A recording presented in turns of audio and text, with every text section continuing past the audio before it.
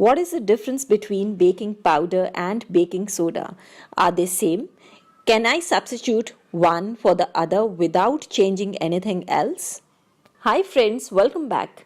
Friends, before starting this video, do subscribe to my channel by pressing the red subscribe button given just down below and hit the bell icon also so that you never miss any notifications of my latest uploads.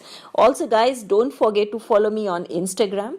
Also, most important thing, friends, like, comment and share my videos as much as you can on WhatsApp, Twitter, Instagram, etc. etc. It really means a lot to me. So now let's get started with the video guys. So let me clear that baking powder and baking soda are absolutely not the same. Baking powder and baking soda are both leaveners, however they are chemically different. Let's start with baking soda.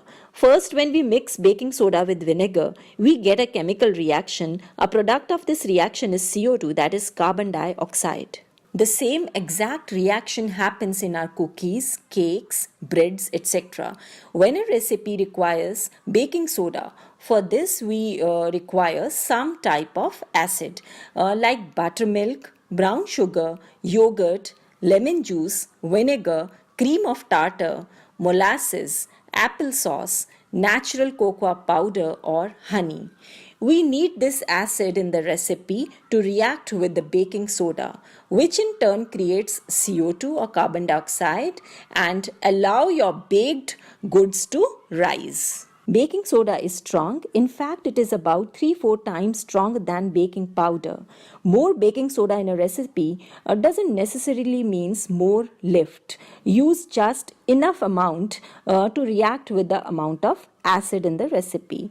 Too much baking soda and not enough acid means there will be leftover baking soda in the recipe, and you don't want that. It creates a metallic, soapy taste in baked recipes.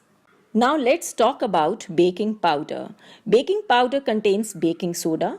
It is a mixture of baking soda, cream of tartar and sometimes corn starch. These days most baking powder sold is double acting.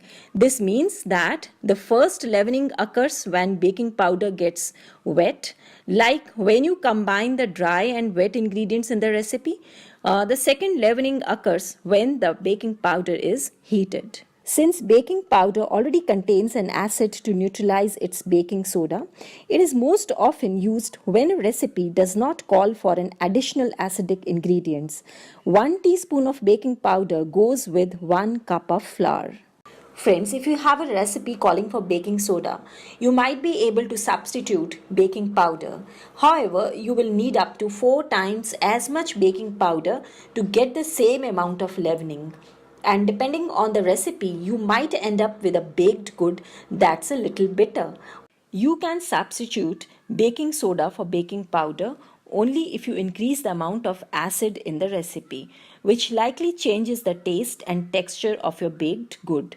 So just stick to the recipe. How to test baking powder?